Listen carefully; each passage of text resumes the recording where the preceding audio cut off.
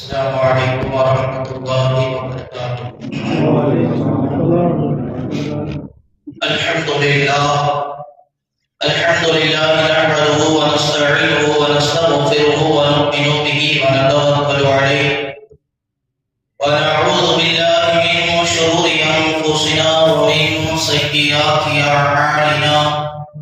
من يهده الله فلا مضل له ومن يضلل فلا هادي له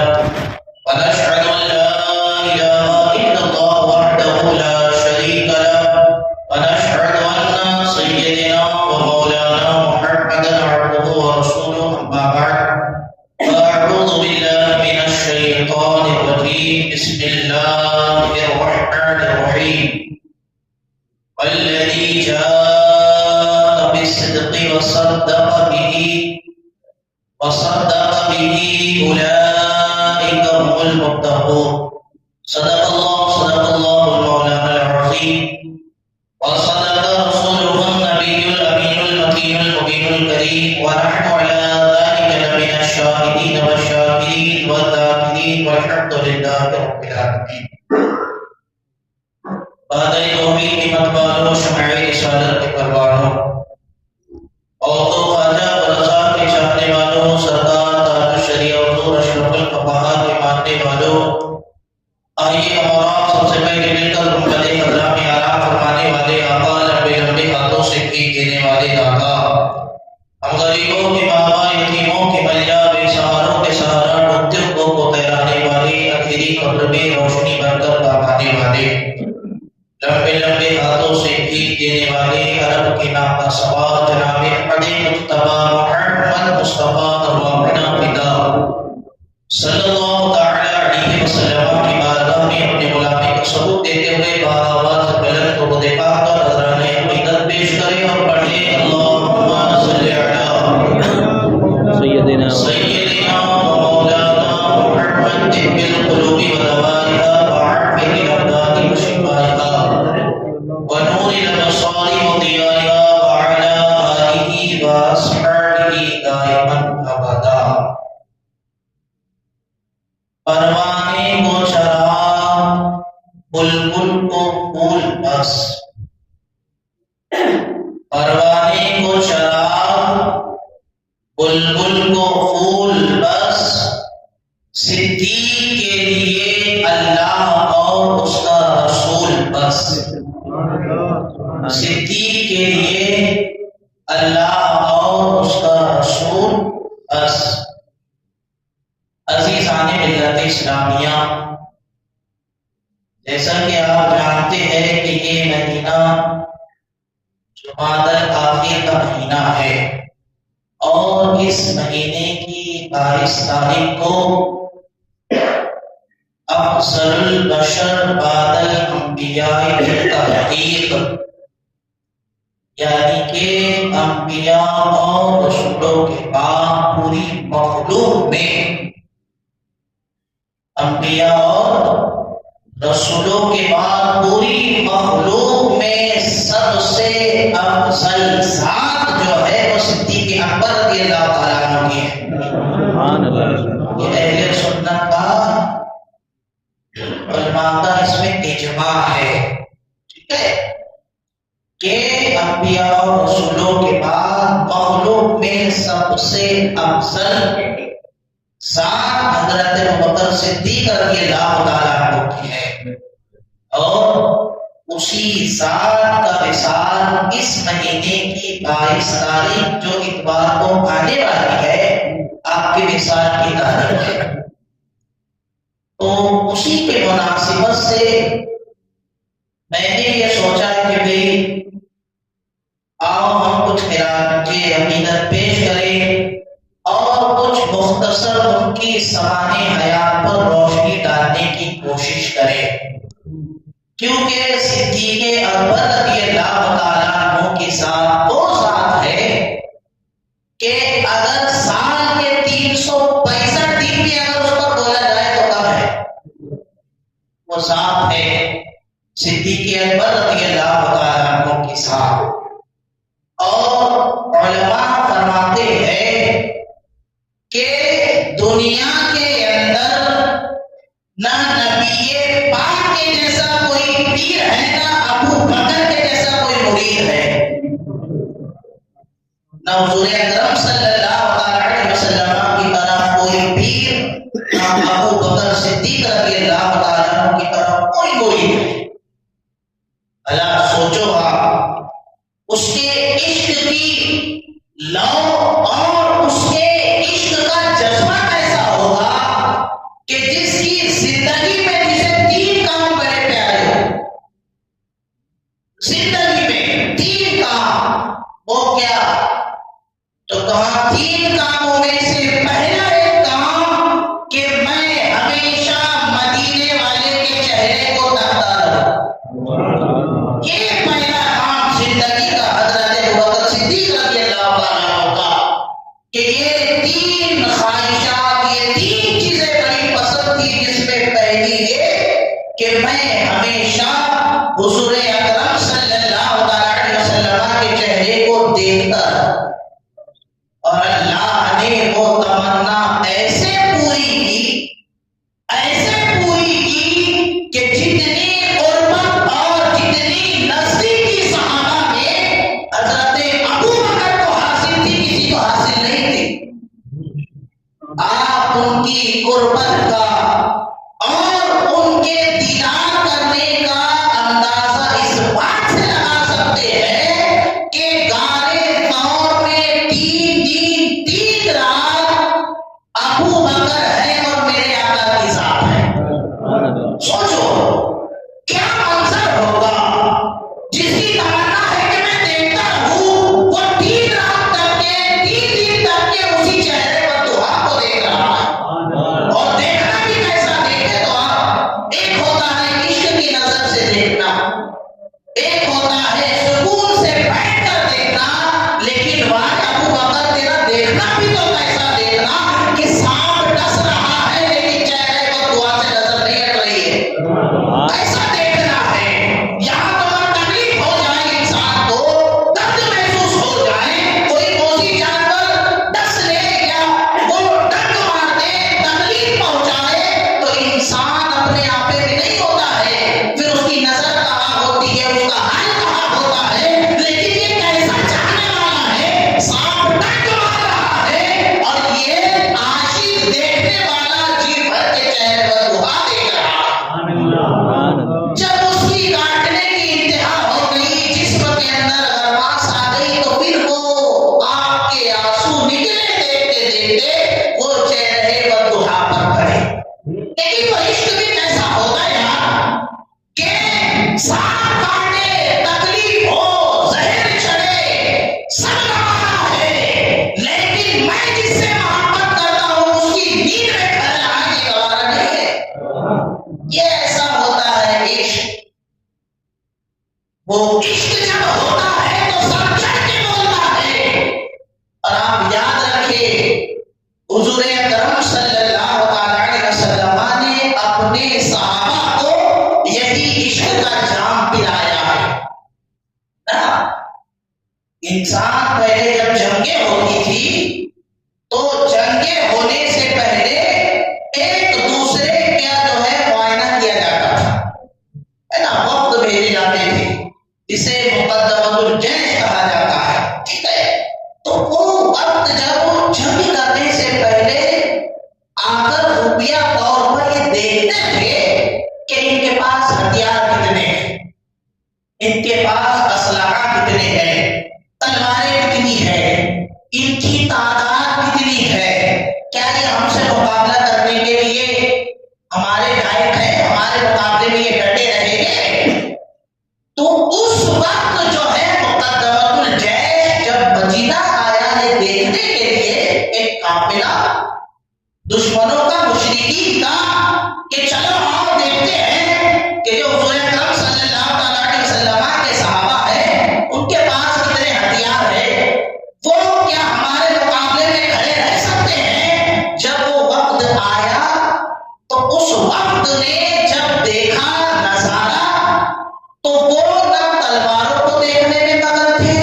نہ ان کی تعداد گننے میں مگن تھے، نہ ان کے ہتھیاروں کو دیکھنے میں مگن تھے، انہوں نے کیا نظارہ دیکھا؟ انہوں نے ایک نظارہ دیکھا کہ میرے آقا وضو کر رہے ہیں، اور جب حضور پاک صلی اللہ علیہ وسلم وضو کر رہے ہیں تو سارے صحابہ ارد گرد حضور پاک صلی اللہ علیہ وسلم کو گھیرے ہوئے ہیں، یعنی کہ جب حضور پاک صلی اللہ علیہ وسلم وضو فرما رہے ہیں تو صحابہ ایک قطرہ بھی زمین پر گرنے نہیں دے رہے، ایک قطرہ، سب گھیر رہے ہیں، ہاتھوں میں دے رہے ہیں، چہرے پر مل رہے ہیں، سینے پہ مل رہے ہیں، ہاتھوں پہ مل رہے ہیں، پیروں اپنے کیا کرتے پیٹھ پر مل رہے ہیں، یعنی کہ وضو کا ایک پانی کا قطرہ زمین پر نہیں جا رہا۔ یہ ہے دیوانگی، یہ ہے عشق، یہ ہے محبت۔ تو اس مقدمۃ الجیش نے جب یہ نظارہ دیکھا اور دیکھنے کے بعد جب وہ واپس گئے بتانے کے لیے مشرکین کو، جب انہوں نے پوچھا کہ تم نے دیکھ کر آیا، معائنہ کر کر آیا، کتنا ان کے پاس میں ہتھیار ہے، کتنی تلواریں ہیں، کتنے گھوڑے ہیں، کتنے اونٹ ہیں، کتنی ان کی تعداد ہے، کیا وہ ہمارے مقابل میں جیت جائیں گے؟ تو وہ مقدمۃ الجیش کے لوگوں میں سے ایک شخص کھڑے ہو کر کہنے لگا تم کبھی ان سے جیت نہیں سکتے۔ کیا کہا؟ تم کبھی ان سے جیت نہیں سکتے۔ تو کہنے لگے کیوں؟ کہ ان کے پاس ہتھیار زیادہ ہے؟ کہا نہیں۔ ان کے پاس تلواریں زیادہ ہے؟ کہا نہیں۔ کہا ان کی تعداد زیادہ ہے؟ کہا نہیں۔ تو پھر ہم کیوں نہیں جیت سکتے؟ تو ایک جملہ سنو، اس افراد میں سے ایک فرد کا جملہ سنو، وہ کہنے لگا تم اس لیے نہیں جیت سکتے جو قوم اپنے نبی کے وضو کا پانی نہیں گرنے دے۔ جملہ سنو، جو قوم ان کے چاہنے والے اپنے نبی کے ہاتھ کا غسالہ جو وضو کر کے گر رہا ہے وہ گرنے نہیں دے رہے، تو اب وہ یہ چاہیں گے کہ ان کے نبی کا خون گرے۔ تم عقل مندوں سے لڑ سکتے ہو، لیکن جو عشق میں کھڑا ہے تم اس کا مقابلہ کبھی نہیں کر سکتے۔ وہ عشق کا صحابہ کا جہاں 300 کے آگے تو ہزاروں پر بھاری تھے، وہ عشق تھا کہ ان کے جملے تھے، تو انہی سرشاروں میں، انہی عشق میں ڈوبے ہو میں ایک نام جو ہے وہ حضرت ابوبکر صدیق رضی اللہ تعالیٰ کا نام ہے۔ اور ایسا عشق ہے، ایسا عشق ہے کہ جنگ تبوک کے موقع پر آپ واقعہ جانتے ہیں کہ سرکار نے جب کہا کہ بھائی مانا لوگ جو ہے مدد کرے، تعاون کرے، اور اللہ نے جس کو نوازا ہے بلا کر دے، تو آپ سب جانتے ہیں کہ ہر ایک نے جس کی جیسی حیثیت تھی لا کر دیا، ہر ایک نے جو ہے اپنے حیثیت کے مطابق مال جمع کیا۔ وہ حضرت عمر فاروق جو اپنی پراپرٹی کا آدھا حصہ کر کے آدھا اسلام بھی لے کر آ رہے ہیں، اور یہی خیال ہے کہ آج میں ابو بکر سے نیکیوں میں سبقت کر جاؤں گا۔ دے کر آئے، کہا عمر کیا لائے ہو؟ تو کہا 2 حصے کر کے آدھا لایا ہوا تھا، گھر والوں کے لیے رکھ کر لائے۔ اب جب نظر پڑی حضرت ابو بکر صدیق کے اوپر تو وہ سارا مال، سب کی سب پورا مال، اب پورے مال میں کپڑے سینے والی سوئی بھی ہے، اسی پورے مال میں روٹی بنانے والا توا بھی ہے، اسی سارے مال میں استعمال کرنے والے کپڑے بھی ہیں، اور اسی سارے مال میں کپڑے کے کنڈے لگانے والے بٹن بھی ہے۔ دیکھو کیسا عشق ہے، سب کچھ لے کر آئے، یہاں تک کہ اپنے اس تارٹ کا ایک جو ہے تارٹ اپنے جسم پر رکھ کر اس کے اندر ببول کے کانٹے لگے ہوئے تھے۔ جانتے ہو وہ جسم کے کپڑے بھی لے کر کے آئے، اور آنے کے بعد میں جب وہ سارا سامان رکھا ہے تو رکھنے کے بعد میں آقا فرماتے ہیں ابو بکر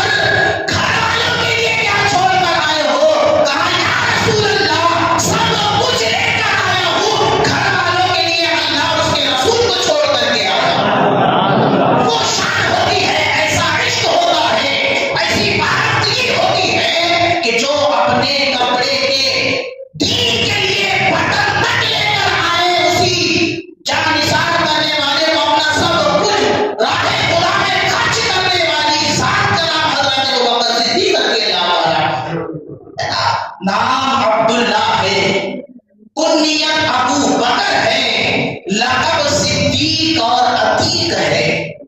وہ شان ہے حضرت ابوبکر صدیق رضی اللہ تعالیٰ عنہ کی۔ حضور اکرم صلی اللہ تعالیٰ علیہ وسلم سے 2 سال چند مہینے چھوٹے ہیں بظاہر عمر میں، اور آپ دیکھیں یہ حضرت ابوبکر صدیق رضی اللہ تعالیٰ عنہ کی شان ہے کہ حضرت ابو درداء رضی اللہ تعالیٰ عنہ فرماتے ہیں کہ ہم راستے سے جا رہے تھے، راستے سے گزر رہے تھے، میں حضرت ابوبکر کے آگے آگے چل رہا تھا۔ کیا کر رہا تھا؟ حضرت ابوبکر کے آگے آگے چل رہا تھا۔ تو حضور اکرم صلی اللہ علیہ وسلم نے فرمایا، اے ابو درداء، تم اس شخص کے آگے چل رہے ہو جو دنیا میں بھی اور آخرت میں بھی تم سے بہتر ہے، اور سورج کسی پر طلوع ہوا نہیں انبیاء اور رسول کے بعد جو ابوبکر سے افضل ہو، یعنی کہ سورج کسی کے اوپر طلوع نہیں ہوا جو ایسا ہو کہ جو ابو بکر سے افضل ہو۔ یہ شان ہے حضرت ابوبکر صدیق رضی اللہ تعالیٰ عنہ کی۔ اور آپ دیکھیں نا، جب غار طور کے اوپر چڑھ رہے ہیں، جب نکلے ہجرت کے لیے، تو حضرت ابوبکر صدیق رضی اللہ تعالیٰ عنہ کبھی حضور پاک صلی اللہ علیہ وسلم کے پیچھے چل رہے ہیں کہ کوئی پیچھے سے نہ حملہ کر دے، کبھی بائیں چل رہے ہیں، کبھی دائیں چل رہے ہیں، کبھی آگے چل رہے ہیں، فکر ہے کہ کوئی دشمن حملہ نہ کر دے۔ لیکن وہ غار طور کی جو چڑھائی ہے، جو عمرہ کے لیے جا چکے ہیں، جا کر آ رہے ہیں، انہوں نے دیکھا ہوگا زیارت کی ہوگی، تو ابھی تو کئی سہولتیں ہیں، پہلے ساری سہولتیں نہیں تھی۔ وہ غار طور کی جو چڑھان ہے، وہ حضرت ابوبکر صدیق رضی اللہ تعالیٰ عنہ نے جب چڑھی ہے تو اپنے کندھوں پر حضور پاک صلی اللہ علیہ وسلم کو سوار کیا ہوا ہے۔ اور کیا بات ہوگی، کیا شان ہوگی کہ کندھے پہ سرکار ہے اور آپ کے وہ مبارک کلمے دونوں صدیق اکبر کے سینے سے لگے ہوئے ہیں، سینے سے لگے ہوئے ہیں۔ صدیق اکبر کبھی اس کلمے کو چومتے ہیں تو کبھی اس کلمے کو چومتے ہیں، اور چومتے چومتے غار ثور چڑھ گئے ہیں، اور پورے پیروں کے بل نہیں، صرف پنجوں کے بل، پنجوں کے بل چڑھے ہیں غار ثور حضرت صدیق اکبر رضی اللہ تعالیٰ۔ کیا سما ہوگا وہ نبی آخر الزمان جس کو صدیق اکبر اپنے کندھوں پر اٹھا کر غار ثور کی چڑھائی چڑھ رہے ہیں، اور پھر وہ بارات کی بھی کیا ہوگی کہ جب پہنچے غار ثور میں تو کہا، یا رسول اللہ آپ تشریف رکھے، میں پہلے اندر جا کر صفائی کر لوں تاکہ کوئی موذی جانور نہ ہو۔ جب اندر گئے، آپ نے صفائی کی، سارے سوراخوں کو بند کیا، چادر باندھ کے، ایک یا 2 سوراخ رہ گیا جس پر آپ نے اپنا اوٹھا یا ایڑی لگا دی۔ میں یہاں ایک نقطہ دینا چاہتا ہوں، ایک نقطہ آپ یاد رکھیں۔ نقطہ یہ ہے کہ حضور پاک صلی اللہ تعالی علیہ وسلم جس غار میں تشریف لے گئے، تو آپ کے تشریف لے جانے سے پہلے اس غار میں صدیق اکبر گئے۔ کون گیا؟ صدیق اکبر گئے۔ صدیق اکبر کیوں گئے؟ تاکہ میں غار کی صفائی کر دوں، آپ کے لائق غار کو کر دوں، تاکہ آپ تشریف لے آئے۔ تو پتا چلا کہ جس غار میں جس جگہ پہلے صدیق اکبر جائیں گے، اس کی صفائی کریں گے، اسی میں میرے آقا تشریف لاتے ہیں۔ اب نقطہ سمجھو، اب اگر تمہیں اپنے دل میں مدینے والے کو لانا ہے، مدینے والے کے جلوے بسانا ہے، تو پہلے صدیق اکبر کی محبت کو لا کر دل کو صفا کرنا پڑے گا۔ جب دل صفا ہو جائے گا تو مدینے والے ایسے ہی تشریف لے کر آئیں گے جیسے غار میں لے کر گئے تھے، ورنہ کچھ تو وہ ہے تفصیلی رافضی جو حضرت ابوبکر صدیق اور حضرت عمر فاروق رضی اللہ تعالیٰ عنہ کی شان میں گستاخیاں کرتے ہیں، تان تشریح کرتے ہیں، آپ کو جو ہے نشانہ بناتے ہیں، کچھ وہ بھی ہے۔ تو یاد رکھو، افضل البشر بعد الانبیاء